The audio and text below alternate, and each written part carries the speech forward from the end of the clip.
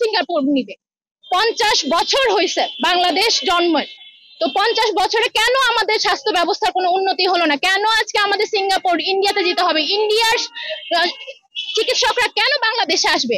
আমাদের এখানে এমন চিকিৎসক কেন তৈরি করা হলো না? আমরা তাদের কাছে জবাব চাই। আজকে এই সিস্টেমের দ্বারা আজকে আমরা বলির শিকার হয়েছি। আজকে আমাদের বাচ্চারা রাস্তায় প্রাণ দিতেছে, স্কুলে প্রাণ দিতেছে, বাসা বাড়িতেও আমরা প্রাণ দিতেছি। কোনো কিছু শৃঙ্খলা নাই। আজকে আসলে মূল হলো এই সিস্টেম। কোনো কিছুর পরিবর্তন আসলে আমরা দেখতে পাচ্ছি না। ফেস চেঞ্জ হচ্ছে কিন্তু কোনো কিছুর পরিবর্তন হচ্ছে না। এ কারণে আসলে আমরা পুরো সিস্টেমটারই চেঞ্জ চাই, শুধু গণতন্ত্রের পুরো চেঞ্জ চাই, শুধু বাংলাদেশে না। আপনারা দেখেন যে আজকে গণতন্ত্র পুরোপুরি ফেল।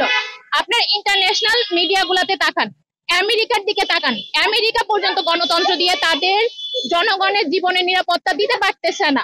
আজকে আপনারা গাজার দিকে তাকান, গাজার মধ্যে ওপেন এইভাবে মানুষকে মারা হইতেছে, কিন্তু আমরা তাদেরকে কোনো হেল্প করতে পারতেছি না, রক্তাক্ত হইতেছে মানুষ।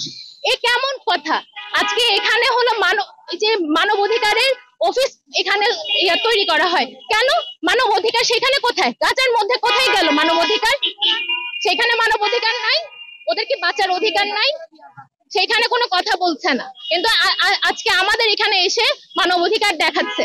বাট এখানে দেখেন সরকারের আরেকটা বিষয় আমি বলতে চাই, যে সরকার আমাদের জন্য কোনো কিছু বরাদ্দ করে না, কিন্তু বরাদ্দ না করলেও সে কিন্তু ঠিকই এলজিবিটি কিউ নিয়ে তার কিন্তু বরাদ্দ আছে। আমরা রিসেন্ট এই ঘটনাটা দেখেছি, এলজিবিটি কিউ নিয়ে তার কিন্তু বরাদ্দ আছে। সে আইন করে হলো এগুলো বাস্তবায়ন করার চেষ্টা করছে, যেটা কিনা আমরা জনগণ কখনোই পছন্দ করি না। আমরা আজকে 90% মুসলমানের দেশ, আমরা কখনোই এটা পছন্দ করি না যে আমাদের দেশে এরকম কিছু হোক, আমাদের বাচ্চারা ট্রান্সজেন্ডার হোক, এটা আমরা কখনোই চাই না।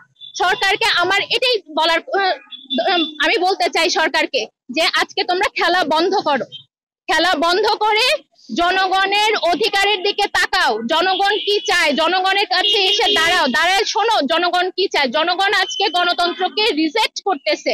আমরা গণতন্ত্র চাই না, আমরা চাই এমন একটা ব্যবস্থা যে কিনা আমাদের জানের নিরাপত্তা দিবে, মালের নিরাপত্তা দিবে, আমাদের সন্তানদেরকে সেফ ভাবে রাখবে, এমন একটা ব্যবস্থা আমরা চাই।